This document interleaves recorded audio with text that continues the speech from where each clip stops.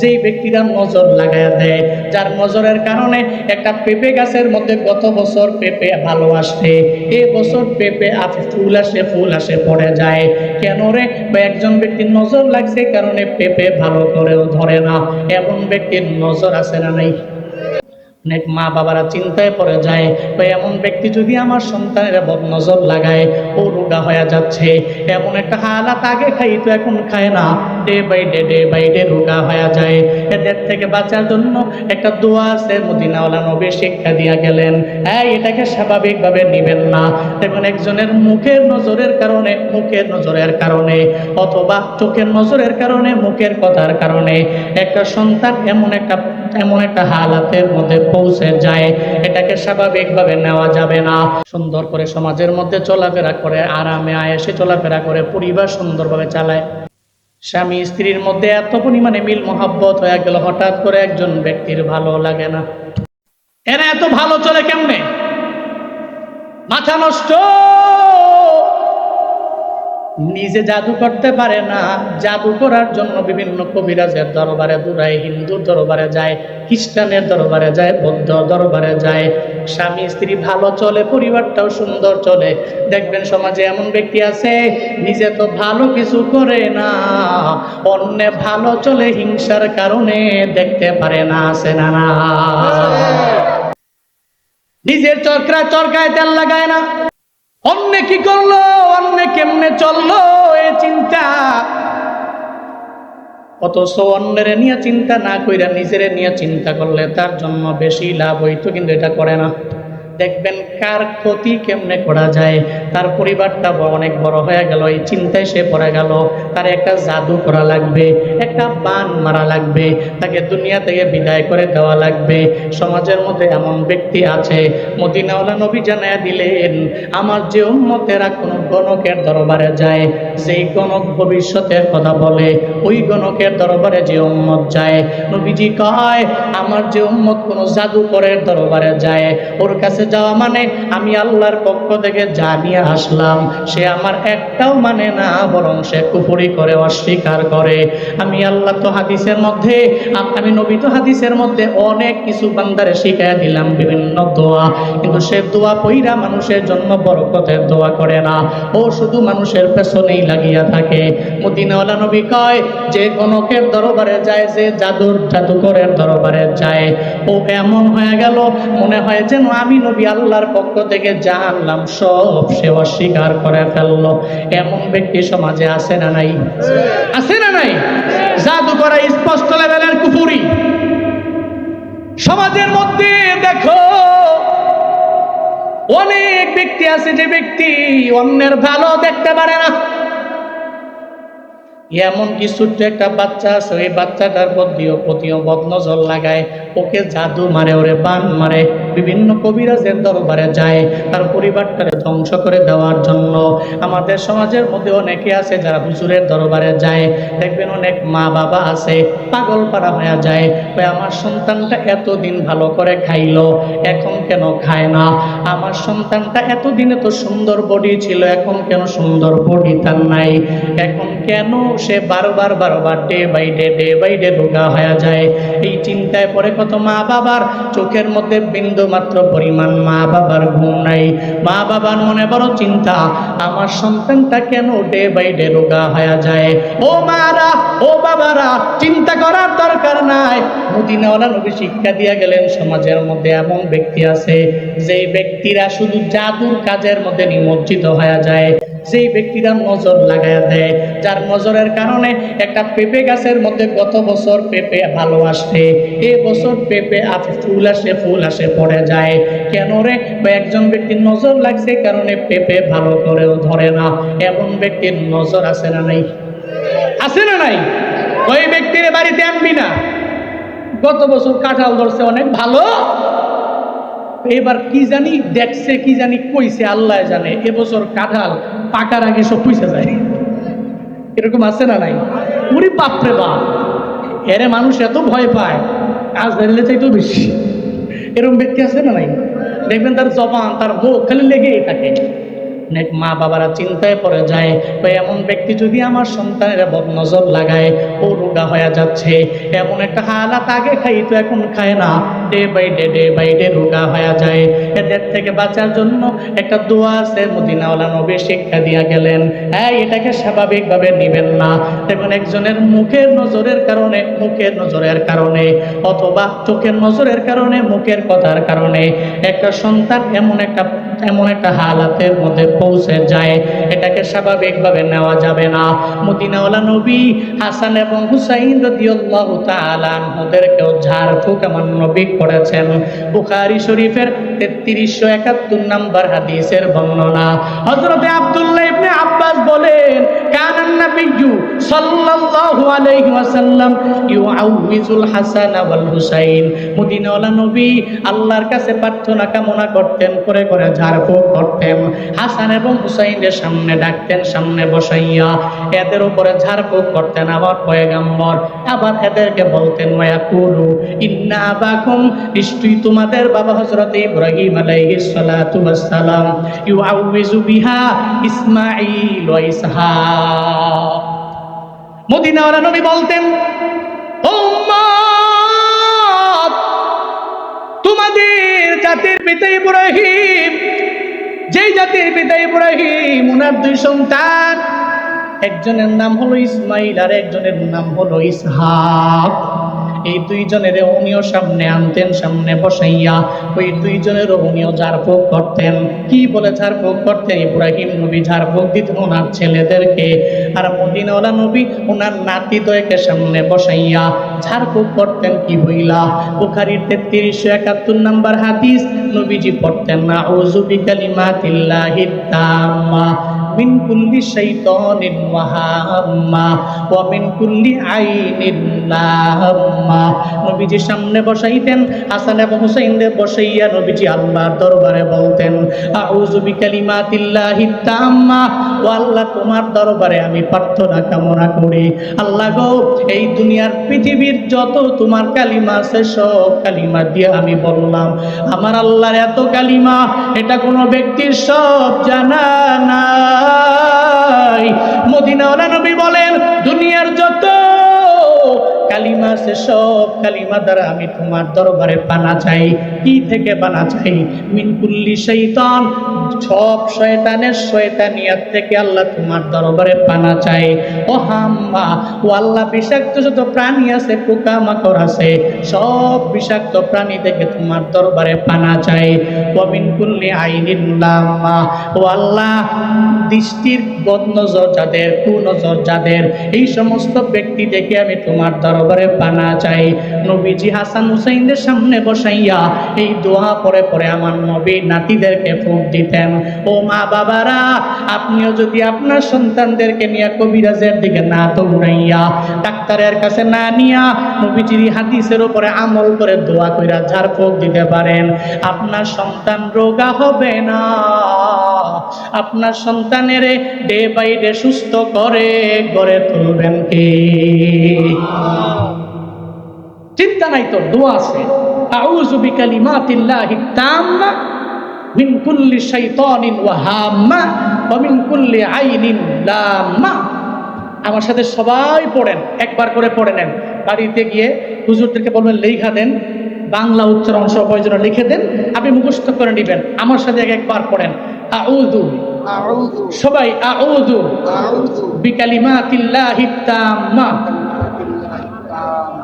মিন কুল্লি শাইতানিন ওয়া হাম্মা ওয়া মিন কুল্লি আইনিন লাম্মা। নিজেরাও শিখবেন, সন্তানদেরকে শিখাইয়া দিবেন। যারা ছোট ছোট বাচ্চা আছে এরা তো পারে না, এদেরকে স্কুলে নেওয়ার আগে সুন্দর করে পয়রা ফু দিয়ে দিবেন।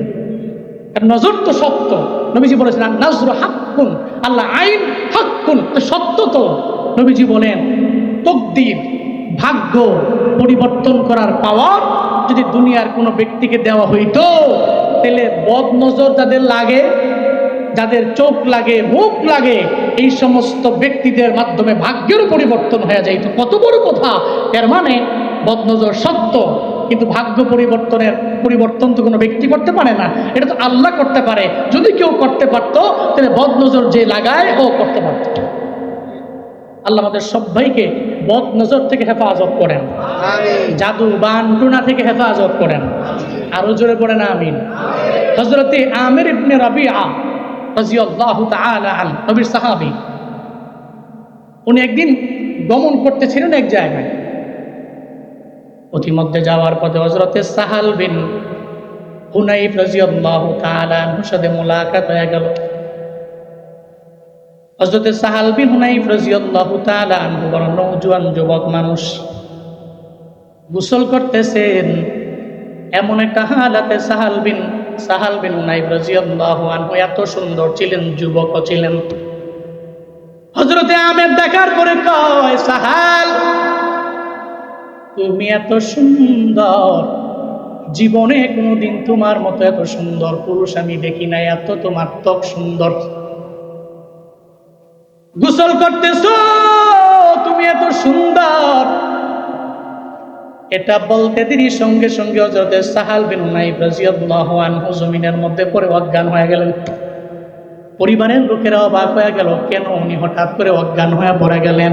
এরা সব অবাক হয়ে গেল। একটা পর্যায়ে হযরতে সাহালের দরবারে গেল, সাহালকে সুন্দর করে দরাদরি কইরা এরা চিন্তায় পড়ে গেল, এমন কেন হলো। একটু আগে আমের তো তার পাশ দিয়া গেল, কি যেন বলল, সে পড়ে গেল। জানে রে, দুনিয়ার কেউ যেখানে সমাধান দেওয়ার মতো নয়, নবীর সাহাবীরা তো চিন্তা করে সমাধান তো আমার মদিনাওয়ালা নবী দিতে পারবে। মদিনাওয়ালা নবীজি সমাধান দিবে, নিজের থেকে বানাইয়া দিবে না। ওনাকে তো একজন বলে, চিল্লা বলেন তার নাম। ওই নবীর তো পাই নাই সমাধান দেওয়ার জন্য। সাহাবায়ে কেরামেরা নবীর দরবারে যায়। এই কুমিল্লার বুড়িচঙের কোরপাইয়ের মুসলমানেরা, আমাদের কপাল বড় খারাপ, আমরা পাই না, নবীরে পাই নাই। মদিনায় আমাদের জন্ম হয় নাই, ওই জায়গায় অনেকে আছে যেতেও পারে নাই, কিন্তু যাওয়ার জন্য বড় ব্যাকুল হয়ে যায়, যাওয়ার জন্য বড় ব্যাকুল হয়ে যায়। এই ময়দানের এমন কোনো মানুষ নয় যেই মানুষটা আমার নবীর রওজায় যেতে চায় না।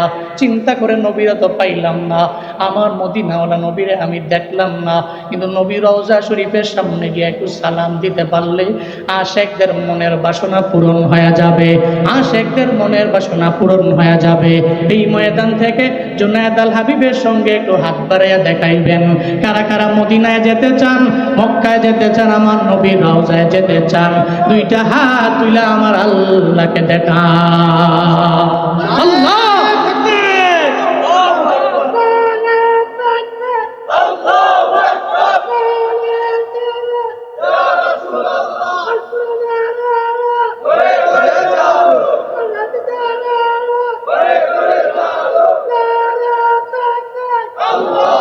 আল্লাহ জীবনে একবার হলেও নবীজি রওজায় গিয়ে সশরীরে সালাম দেওয়ার মতো তৌফিক প্রত্যেককে দান করেন, আমিন। আরো জোরে পড়েন আমিন, আমিন। হযরতে মনে আছে নি, ভুল কোথায় আসলো, হযরতে সাহাল বিন হুনাইফ অজ্ঞান হয়ে পড়লেন।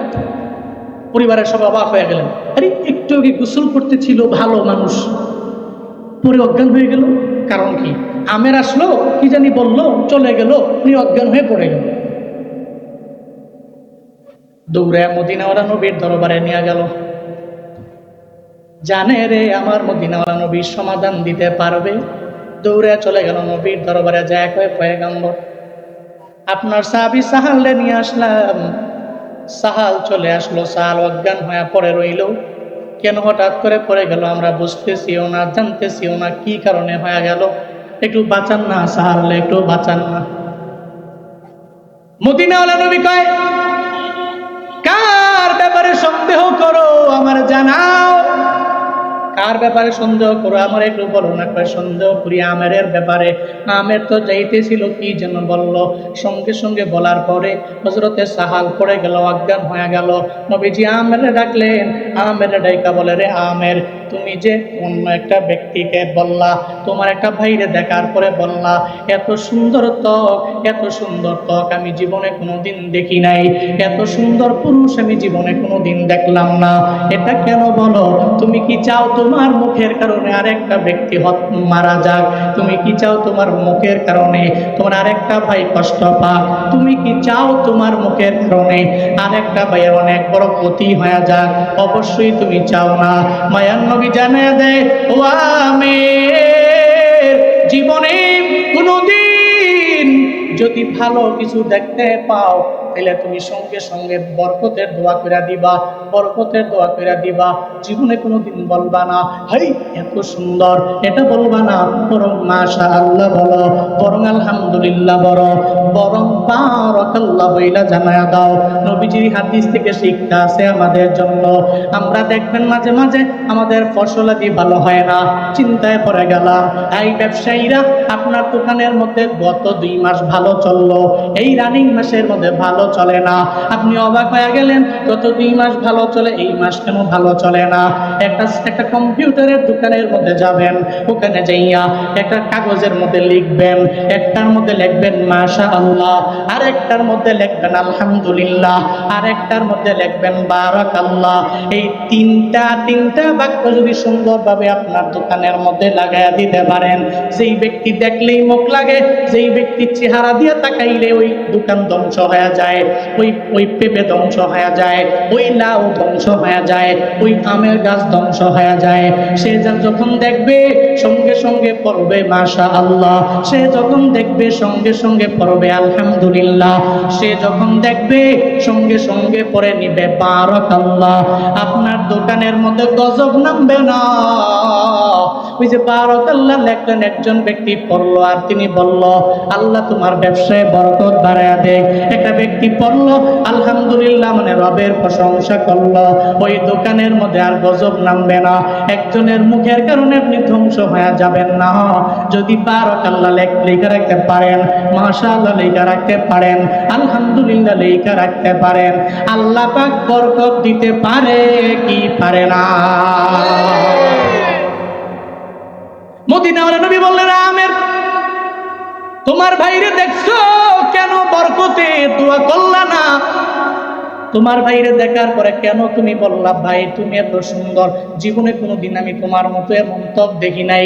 নেক্সট টাইম এই আমের তুমি যারে দেখবা মাশাআল্লাহ বলো, আলহামদুলিল্লাহ বলো, বারাকাল্লাহ বলো। নবী শিক্ষা দিলেন। এরপরে নবী কয়, রে আমের, আই সাহাবায়ে কেরামের একটা বদনা নিয়ে আসো। বদনা যখন নিয়ে আসলো, ওই বদনার মধ্যে পানি ভরে। নবীজি বললেন, রে আমের, এই বদনার পানি দিয়ে তুমি অজু করো, সুন্দর করে অজু বানাও।